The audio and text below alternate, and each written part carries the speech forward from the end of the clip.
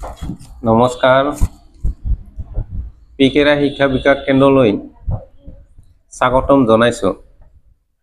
আজি আমি উচ্চতৰ মাধ্যমিক দ্বিতীয় বৰ্ষৰ কোঠাৰী আয়োগৰ জাতীয় শিক্ষাৰ লক্ষ্য সম্পৰ্কত আলোচনা কৰিম। সকলোৱে যাতে এই আলোচনাটো প্ৰথমৰ পৰা শেষলৈকে অংশগ্ৰহণ কৰি থাকে তাৰ কাৰণে আহ্বান জনালোঁ। প্ৰথমতে আমি কোঠাৰী আয়োগৰ বিষয়ে আলোচনা কৰিব লাগে। কোঠাৰী আয়োগৰ কথা ক'লে স্বাধীনোত্তৰ কালৰ পিছৰ পৰা ভাৰতবৰ্ষৰ মাধ্যমিক শিক্ষা বিকাশৰ কাৰণে ভাৰত চৰকাৰে প্ৰথমতে 1952-53 চনত মাধ্যমিক শিক্ষা আয়োগ গঠন কৰিছিল আৰু ইয়াৰ পিছতে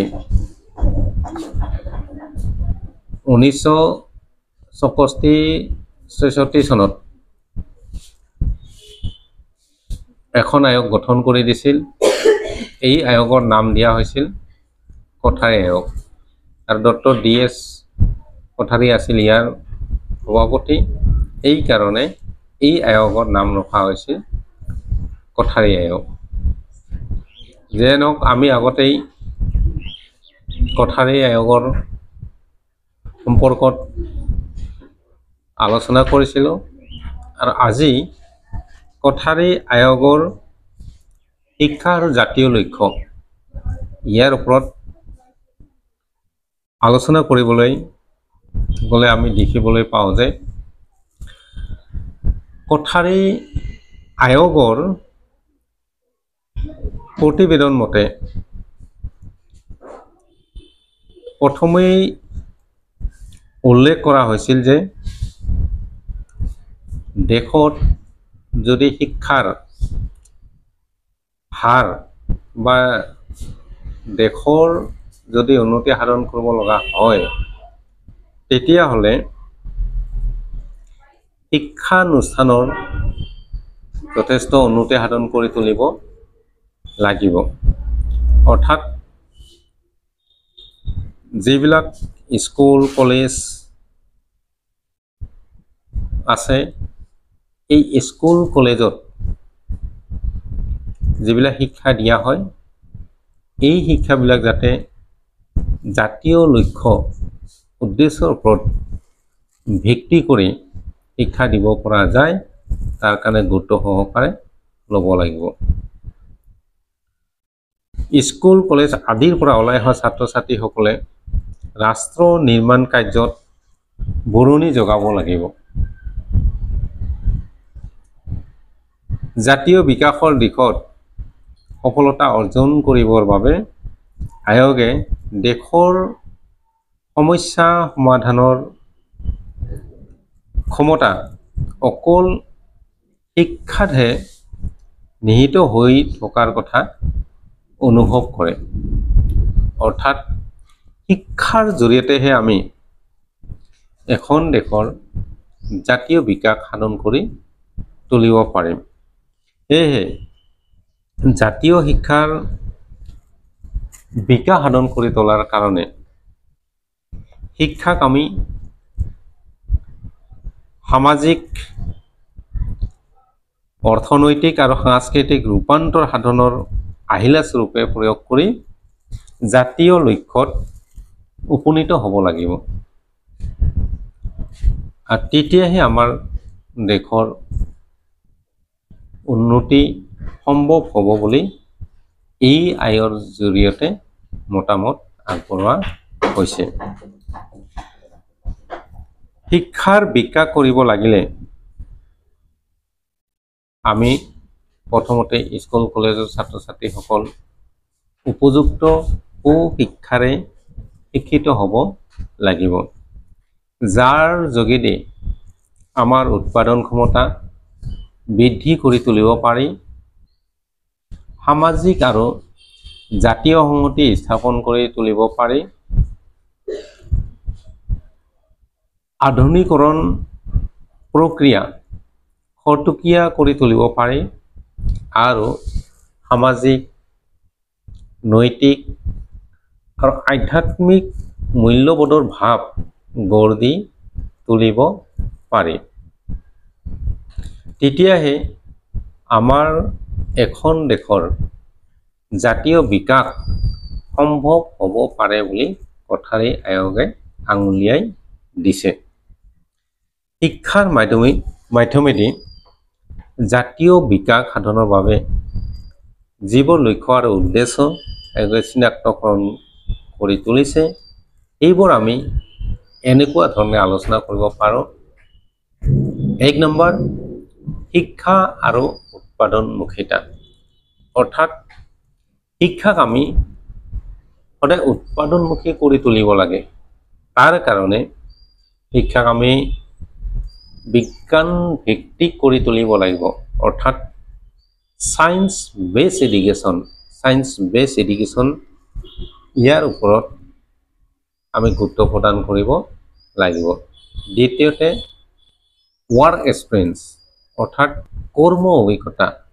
এই কৰ্ম অভিজ্ঞতা আমাৰ বিদ্যালয়ত আমি অন্তৰ্ভুক্ত কৰিব লাগিব।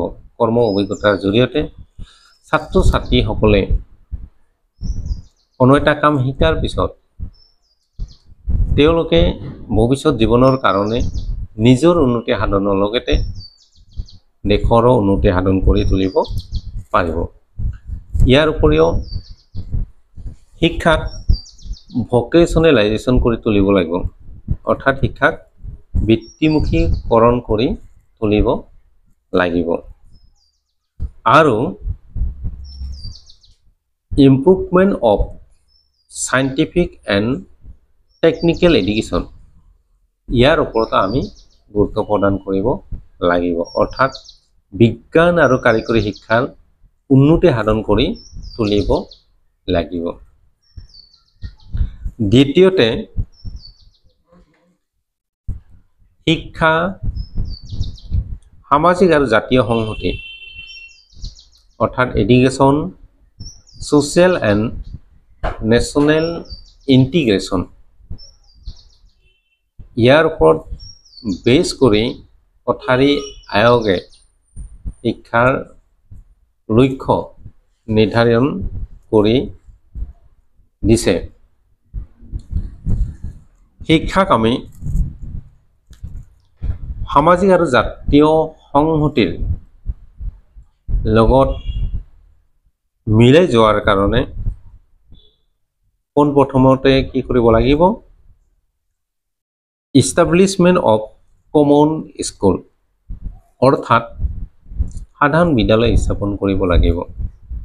দ্বিতীয়তে সোশ্যাল এণ্ড নেশ্যনেল সাৰ্ভিস অৰ্থাৎ সামাজিক আৰু জাতীয় সেৱা ইয়াৰ ওপৰত আমি গুৰুত্ব প্ৰদান কৰিব লাগিব। তৃতীয়তে ইষ্টাব্লিছমেণ্ট এণ্ড লেংগুৱেজ পলিচি অৰ্থাৎ ভাষা নীতি গঢ় দি তুলিব লাগিব। চতুৰ্থতে প্ৰমোটিং নেশ্যনেল কনচিয়াছনেছ জাতীয় সচেতনতাৰ বিকাশ সাধন কৰি তুলিব লাগিব।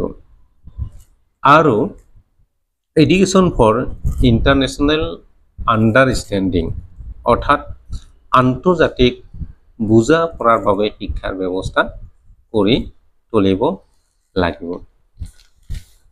ইয়াৰ উপৰিও জাতীয় শিক্ষাৰ লক্ষ্যৰ ক্ষেত্ৰত শিক্ষাৰ উদ্দেশ্য এনেকুৱা হ'ব লাগে, আমি শিক্ষাক আধুনিকৰণ কৰি তুলিব লাগিব। অৰ্থাৎ এডুকেশ্যন এণ্ড মডাৰ্ণাইজেশ্যন শিক্ষা আৰু আধুনিকৰণ এই ক্ষেত্ৰত গুৰুত্ব প্ৰদান কৰিব লাগিব। ইয়াৰ জৰিয়তে এক্সপ্লইশ্যন অফ নলেজ জ্ঞানৰ বিস্ফোৰণ হ'ব। ৰেপিড ছ'চিয়েল চেঞ্জ দ্ৰুত সামাজিক পৰিৱৰ্তন সাধন হ'ব। নিড অফ ৰেপিড এডভান্সমেণ্ট দ্ৰুত অগ্ৰগতিৰ প্ৰয়োজন। আৰু মডাৰ্ণাইজেশ্যন এণ্ড এডুকেশ্যনেল প্ৰগ্ৰেছ, আধুনিকৰণ আৰু শিক্ষাৰ অগ্ৰগতি হ'ব লাগিব। তেতিয়াহে এখন দেশৰ জাতীয় বিকাশ সম্ভৱ হৈ উঠিব পাৰিব। ইয়াৰ প্ৰতি কি হ'ব লাগিব? সামাজিক, নৈতিক আৰু আধ্যাত্মিক মূল্যবোধ ইয়াৰ ওপৰত ভিত্তি কৰি জাতীয় শিক্ষাৰ লক্ষ্য স্থিৰ কৰি ল'ব লাগিব।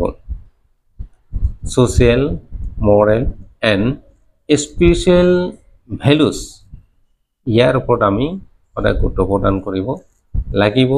এইবিলাকৰ ওপৰত ভিত্তি কৰি আমি শিক্ষা আগবঢ়াই নিব লাগিব। তেতিয়াহে আমাৰ কি হৈ যাব? দেশৰ শিক্ষাক আমি আগবঢ়াই লৈ যোৱাৰ লগতে দেশখনৰ উন্নতি সাধন কৰি তুলিব পাৰিম। ইয়াৰ প্ৰতি আমি গুৰুত্ব দিব লাগিব। আৰু ইয়াৰ পিছত সেকুলাৰিজম এণ্ড ৰিলিজিয়ন ইয়াৰ ওপৰত আমি গুৰুত্ব সাধন কৰিব লাগিব। অৰ্থাৎ ধৰ্ম নিৰপেক্ষতা আৰু ধৰ্ম। আমাৰ দেশত ধৰ্ম নিৰপেক্ষতা চলি আছে, আৰু ধৰ্ম নিৰপেক্ষতাৰ ওপৰত গুৰুত্ব সাধন কৰি যেতিয়া শিক্ষাবিলাক প্ৰদান কৰা হয়, তেতিয়াহে আমাৰ দেশৰ উন্নতি সাধন হ'ব বুলি ক'ব পাৰি। আজি আমি জাতীয় শিক্ষাৰ লক্ষ্য সম্পৰ্কে আলোচনা কৰিবলৈ গ'লে এইখিনি দেখিবলৈ পাওঁ। ইয়াৰ পিছত আকৌ বহুতো আমাৰ উদ্দেশ্য আছে, যেনেকৈ শিক্ষা ব্যৱস্থা সংগঠন আৰু মানদণ্ড, structure and standard of education system. এইসমূহ আমি পৰৱৰ্তী পৰ্যায়ত আলোচনা কৰিম। সেয়ে সকলোৱে আমাৰ এই চেনেলটোক লাইক কৰিব, শ্বেয়াৰ কৰিব আৰু ছাবস্ক্ৰাইব কৰিব।